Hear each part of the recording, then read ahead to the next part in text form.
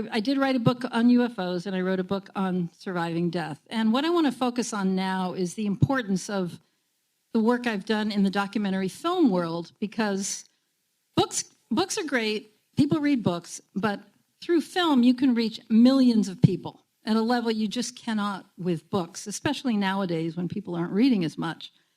And I just want to kind of honor this film company and their director, who I'm going to introduce you to a little bit later, who I've been working with I've known these people since about 2008. We did a project together in 2011.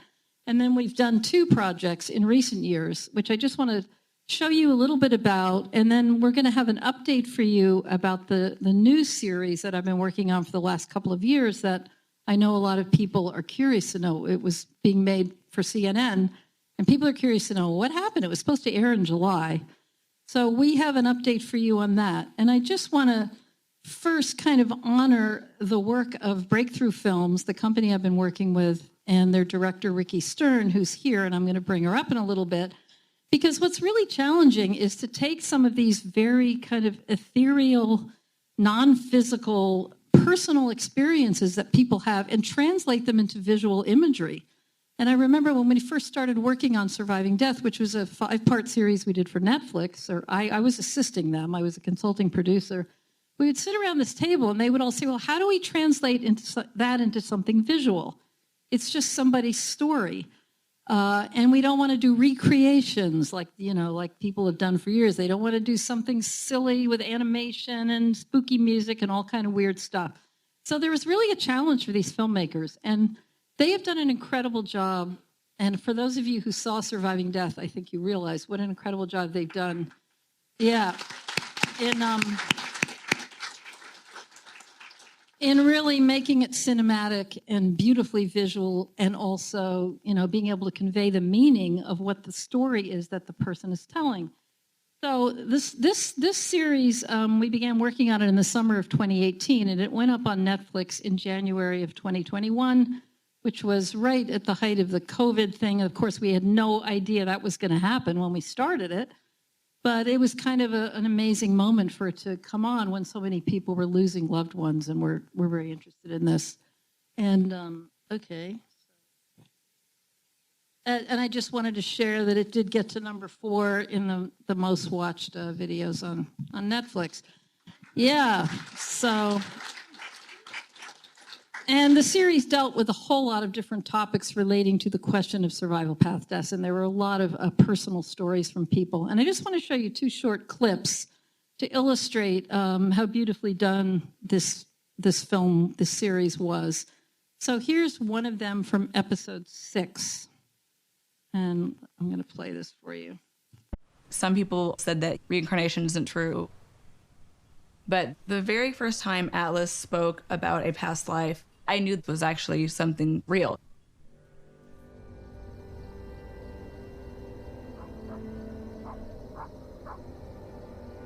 When Atlas was 1.5, he started having night terrors. His eyes would be open, and he would be screaming as if he was in pain for up to an hour at a time.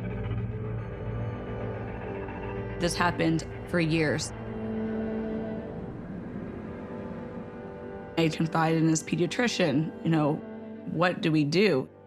No one really had an answer for why he was doing that. And then one day when he was 5 years old, we were just coming home and he was staring out the window. It was silent in the car. He just said out of nowhere, "I miss when my mom took me to the playground." And I said, "Oh, you mean me when I took you to the playground?" And he said, "No, my other mom with the really pretty hair." I thought he was just being silly, and so I said, "Oh, okay, so if you have another family, what were their names?" And he said, "Well, my mom, her name's Washington, but my name was Jalen Robinson."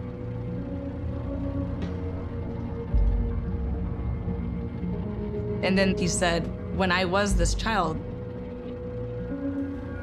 someone killed me.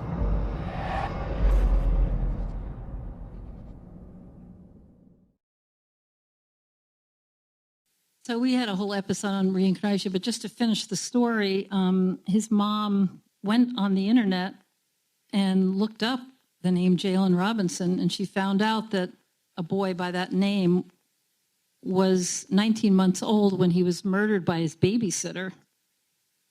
And it was in 2005, I believe. And he had the name Jalen Robinson, and also the mom's last name was Washington. So pretty phenomenal. And Jim Tucker from DOPS, from the Department of Perceptual Studies at University of Virginia, as soon as she found that information, she said, oh my God, and she contacted Dr. Jim Tucker. He came, and part of the story that was filmed was he brought 5 pictures that he showed to Atlas, his previous dad, his previous mom, his previous home, which he was all able to find through research, and other locations that he would have been familiar with in that past life, and he was able to identify all 5 of them accurately. He showed him like 2 or 3 that were the wrong ones and then the right one, and he was able to pick out all 5, and Jim was pretty impressed with that. So pretty interesting story. And then I just want to show you one other clip from Surviving Death. It's a little clip interview with Deborah Blum, who's talking about ghosts. Deborah Blum is a Pulitzer Prize-winning science journalist, and she's a professor of journalism at the University of Wisconsin. And she wrote this book about the history of William James's search for empirical evidence of the spirit world. And she's a prolific writer and academic and brilliant woman. And I love this little clip of her trying to deal with the topic of ghosts.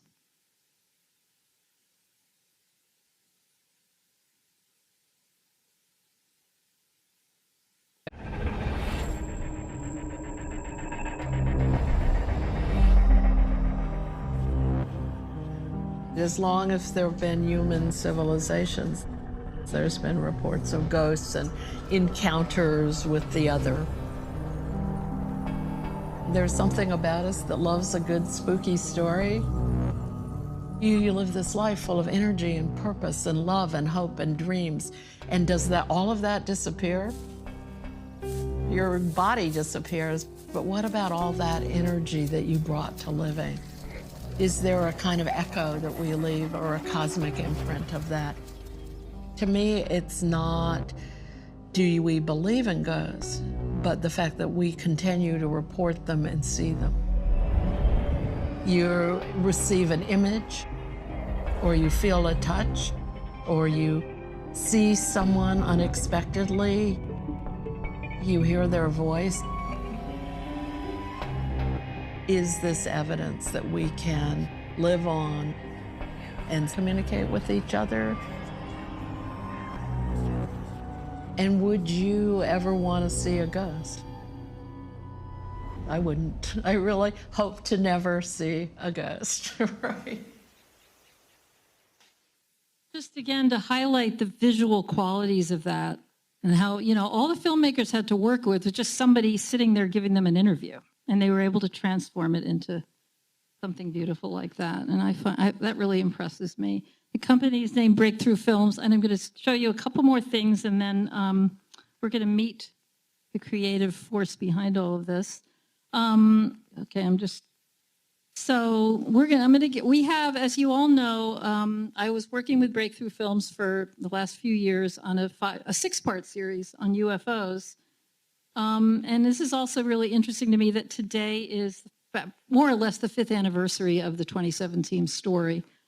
So I was given permission to show some clips from that series that's going to be, and Ricky Stern's going to tell you in a moment what's going to be happening with that series. But nobody has ever seen any of it before. So today you're going to see some of that for the first time. And I chose to pick... Yeah, glad you feel that way. Here's our friend David Fravor with the part of the New York Times story that was about him when we went to interview him. So what I did was I chose to show you some clips of Helene Cooper, who we were fortunate enough to get to interview for us for the series. She very rarely will go on camera. She was the reporter from the New York Times who worked with Ralph Blumenthal and myself to do that first story. And she also worked with us on the second story in 2019 about, which was about Ryan Graves and all the pilot encounters that were happening on the East Coast of the United States. And she is absolutely an extraordinarily gifted reporter. She's been with the Times since 2004, and she became a White House correspondent in 2009, and then she won a Pulitzer Prize, and she's just incredible. So when Ralph and I were told that we were going to be working with Helene Cooper, we were overjoyed, and so I'm going to kind of introduce you to her because I want to honor her for her role in the story, because we couldn't have done it without her, and I don't think many people are familiar with her. So here's one little clip for her from her explaining who she is, and then we'll see a longer one.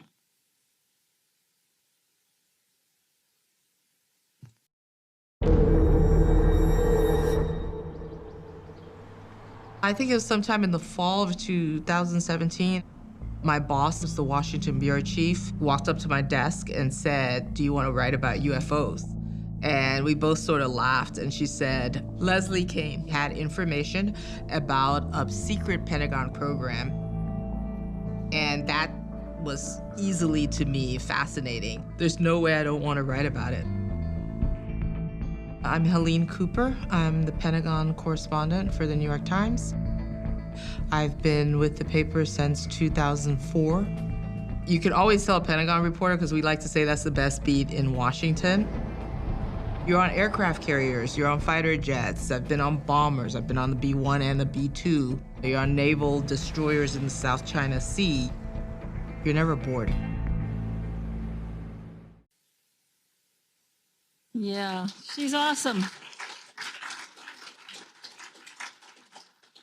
And so just to set up, again, this is from the series that has not even been shown yet, so it's very cool.